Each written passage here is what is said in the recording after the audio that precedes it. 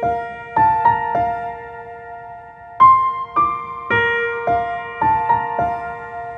Everyone, నేను Geetha. Welcome to Shreyas studios. ఆడవాళ్ళు dynamic ఉమెన్గా మారండి. నేను ఈ వీడియోని ఓన్లీ ఆడవాళ్ళ కోసమే చేస్తున్నానండి.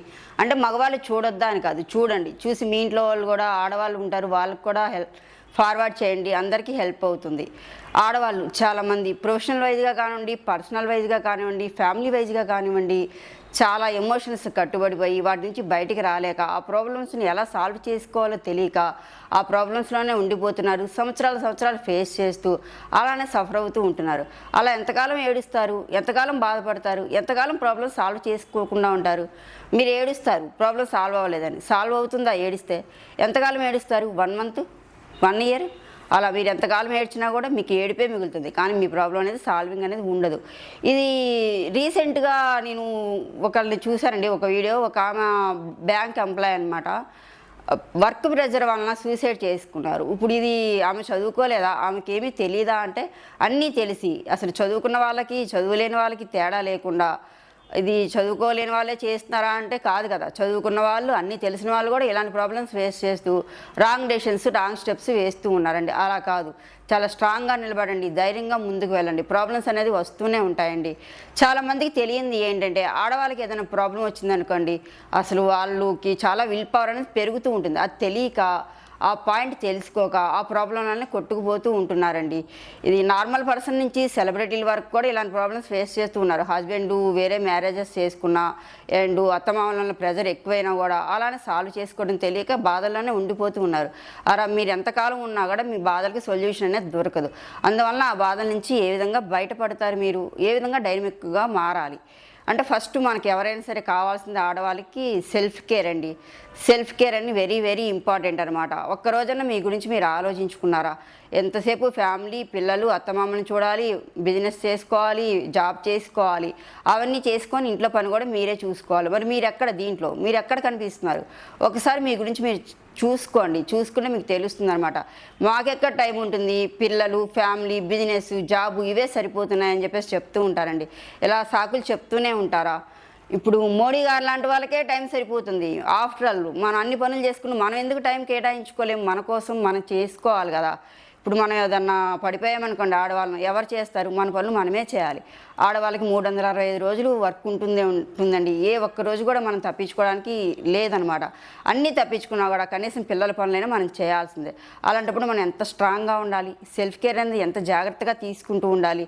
మిమ్మల్ని మీరు పట్టించుకోలేదనుకోండి, మీరు పక్కన పడిపోతే ఎవరు చేసేవాళ్ళు లేరు. మళ్ళీ లేచి మీరే చేసుకోవాలని కంపల్సరీ మీరు సెల్ఫ్ కేర్ తీసుకోండి. ఫిట్నెస్ పెంచుకోండి. స్మాల్ ఎక్సర్సైజ్ చేస్తూ ఉండండి. మీరు సెల్ఫ్ కేర్ కనుక తీసుకోకపోతే, మీరు కనుక పక్కన పడిపోతే ఫ్యామిలీని ఎవ్వరు చూడరు. ఇంట్లో ఒక లేడీ అనేది చాలా స్ట్రాంగ్గా ఉంటే ఆ ఫ్యామిలీ అనేది చాలా హెల్తీగా ఉంటుంది. ఆ ఫ్యామిలీ అనేది హెల్తీ ఫ్యామిలీ అవుతుంది. కంపల్సరీ సెల్ఫ్ కేర్ మీద శ్రద్ధ పెట్టండి, ఏ ఆడవాళ్ళైనా సరే ఫస్ట్. అండ్ ఇంకోటి ఏంటంటే, చాలామంది చేసే మిస్టేక్స్, డివిజన్ ఆఫ్ వర్క్స్. పనులన్నీ నేనే చేయాలి, ఎవరికి పనులు అప్పచెప్పను, ఇలా కూడా ఉంటూ ఉంటారండి. ఎందుకు అంత మంచి భార్య, మంచి కూతురు, ఇలాంటి ట్యాక్స్ ఎందుకు? ఆ రోజులు పోయాయండి. చక్కగా వర్క్స్ షేర్ చేసుకోండి.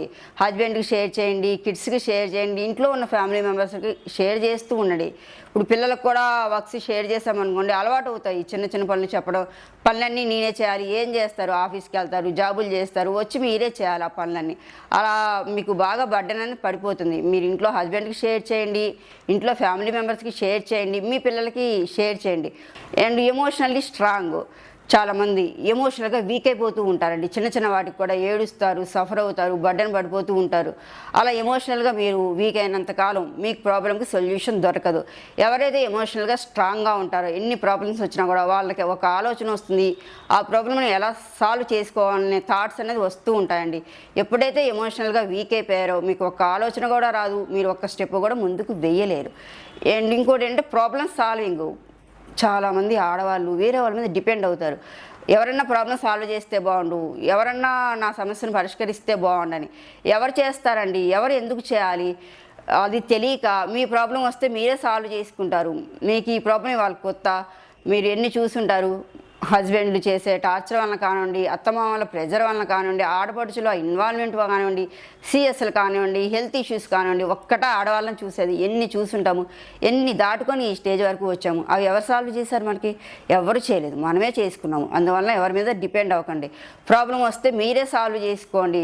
హస్బెండ్ చేయాలి, పిల్లలు చేయాలి, ఎవరైనా నాకు సాయం చేస్తే బాగుండు, ఎవరైనా నాకు హెల్ప్ చేస్తే బాగుండు, ఇలా ఏ ఆడవాళ్ళు కోరుకోవద్దండి.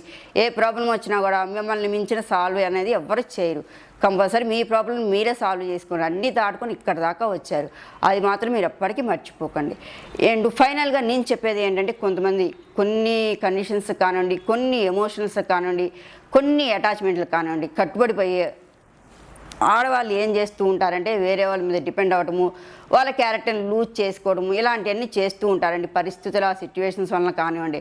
ఎప్పుడు మీ క్యారెక్టర్ని మీరు పోగొట్టుకోకండి. ఎందుకంటే మీకు తెలిసిన పనులు కానివ్వండి, మీకు తెలిసిన తెలివితేటలు కానివ్వండి, మీకు తెలిసిన స్ట్రాంగ్నెస్ కానివ్వండి, మీకున్న విల్ పవర్ కానివ్వండి, ఎవ్వరికీ లేవండి.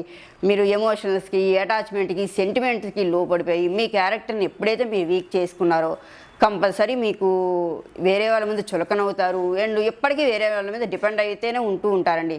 కంపల్సరీ మీరు ఏమొచ్చినా కూడా స్ట్రాంగ్గా ఉండండి. మీ క్యారెక్టర్ని ఎట్టి పరిస్థితులను లూజ్ చేసుకోకండి. అండ్ ఇవన్నీ కనుక మీరు ఫాలో అయితే కనుక మీరు చాలా స్ట్రాంగ్గా ఉంటారు, డైనమిక్ ఉమెన్గా మారుతారు. ఎన్ని ప్రాబ్లమ్స్ వచ్చినా కూడా ఈజీగా సాల్వ్ చేసుకుంటారు. అందరికీ ఆదర్శంగా నిలవడానికి ఉంటుంది. ఈజీయే కదండి ఇవన్నీ. మీ హెల్త్ కేర్ మీరు చూసుకోండి, మీ సెల్ఫ్ కేర్ మీరు చూసుకోండి. అండ్ మీకు వర్క్స్ని డివిజన్ చేయండి, హస్బెండ్కి షేర్ చేయండి, పిల్లలకి షేర్ చేయండి. అండ్ ఇంకోటి ఏంటంటే మర్చిపోయాను చెప్పడం, చాలామంది ప్రొఫెషనల్కి పర్సనల్కి రెండు బ్యాలెన్సింగ్ చేసుకోలేక ఫీల్ అవుతూ ఉంటూ ఉంటారండి. మీరు వర్కింగ్ ఉమెన్స్ అయితే కనుక మీరు ఆఫీస్లో వర్క్ ఆఫీస్లోనే చూసుకోండి, ఇంట్లోకి రాగానే బయట వర్క్ వదిలేసుకోండి. ఇప్పుడు మనం బయట చెప్పులు రాగానే చెప్పులు ఎలా విడుస్తాము, అలానే మీరు ఆఫీస్ నుంచి రాగానే ఇంట్లోకి ఫ్రెష్గా ఉండండి. ఆ లోపలికి ఆ ఆఫీస్ ఆలోచన తీసుకురాకండి. అలానే ఇంట్లో వరకు ఇంట్లోనే చూసుకోండి. మీరు ఆఫీస్లో ప్రెజర్ తీసుకొచ్చి ఇంట్లో ఉంటే మీ హస్బెండ్తో మీరేం హ్యాపీగా ఉంటారు, మీ ఫ్యామిలీతో మీరేం ఎంజాయ్ చేస్తారు. అలానే ఇంట్లో అన్నీ తీసుకెళ్ళి ఆఫీస్లో పెట్టుకున్నారనుకోండి, అక్కడ కూడా ప్రెజర్ ఎక్కువ ఉంటుంది. ఇంట్లో ఏం జరుగుతుందంటే మీరు ఆఫీస్లో మీరేం వర్క్ చేస్తారు. అందువల్ల మీరు సెపరేట్గా పెట్టుకోండి. అక్కడివి ఇక్కడ, ఇక్కడివి అక్కడ మీరు మోయకండి. ఇవన్నీ ఫాలో అయితే కనుక మిమ్మల్ని ఎవరు తక్కువ చేసి చూడరు. అండ్ మీ ప్రాబ్లమ్స్ మీరే సాల్వ్ చేసుకోండి. ఎమోషనల్గా ఎక్కడ వీక్ అవ్వకండి. ఫైనల్గా ఏ అటాచ్మెంట్లకి, ఏ సెంటిమెంట్లకి, ఏ కమిట్మెంట్లకి వీక్ అయ్యి మీ క్యారెక్టర్ని మీరు లూజ్ చేసుకోకండి.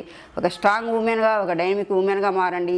ఏడుపు అనేది ప్రాబ్లంకి సొల్యూషన్ కాదండి. 1 month ఏడ్చినా, 1 year ఏడ్చినా ఆ ప్రాబ్లం అనేది అక్కడే ఉంటుంది. సొల్యూషన్ అయితే మీకు ఎప్పటికీ దొరకదు. అందుకని కంపల్సరీ డైనమిక్ ఉమెన్గా ఉండండి ఎవరైనా సరే. ఓకే. అండ్ వీడియో నచ్చితే లైక్ చేయండి, షేర్ చేయండి, సబ్స్క్రైబ్ చేయండి. Thank you.